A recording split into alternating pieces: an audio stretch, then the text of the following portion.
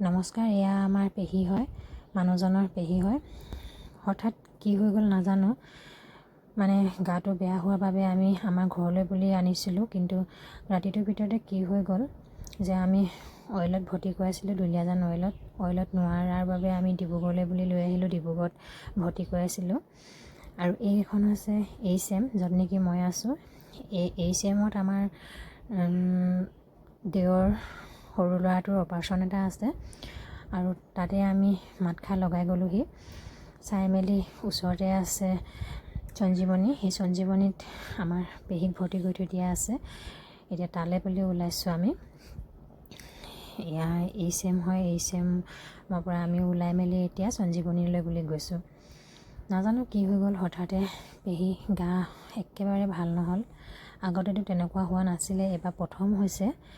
যিহেতুকে পেহী ঘৰত পেহাৰ বাহিৰে আৰু অন্য কোনো নাই, তেখেতৰ ল'ৰা ছোৱালীও নাই, সেইবাবে তেওঁ চাগে বেছি চিন্তা কৰিছিলে।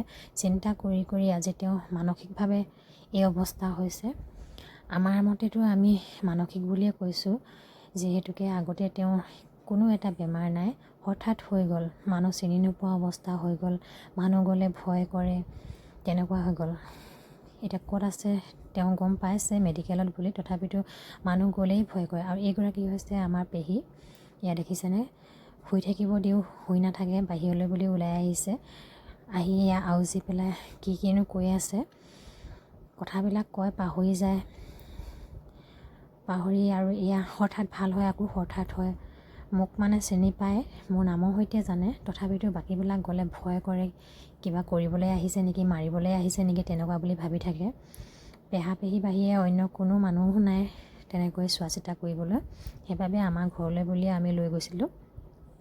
আৰু কি হৈ গ'ল নাজানো, মাত কথা নাইকিয়া হৈ গৈছিলে। মেডিকেলত এয়া চেলাইন দিলে, ইনজেকশ্যন দিলে, সেইবাবে অলপ ভাল হ'ল। তথাপি ভাল হয় আকৌ হয়, মানে মূৰটোৱে কাম নকৰা হৈ গৈছেগৈ।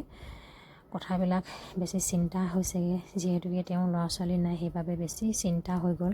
চিন্তা কৰি কৰি আজি এই অৱস্থা হৈছে। নাজানো ভগৱানৰ আশীৰ্বাদত কি হয়, যিমানখিনি পাৰিছোঁ সহায় কৰিছোঁ।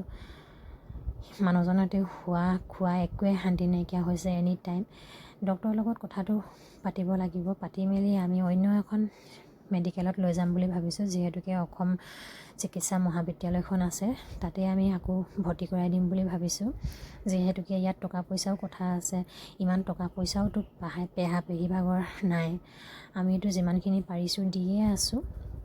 সেইবাবে ভাবিছোঁ অকণমান যাতে সহায় হয়, মেডিকেলত অন্য এখন মানে অসম চিকিৎসা মহাবিদ্যালয়ত যাতে আমি ৰাখিব পাৰোঁ। সেইবাবে আমি ডক্টৰৰ লগত আলোচনা কৰি মেলিহে থ'ম বুলি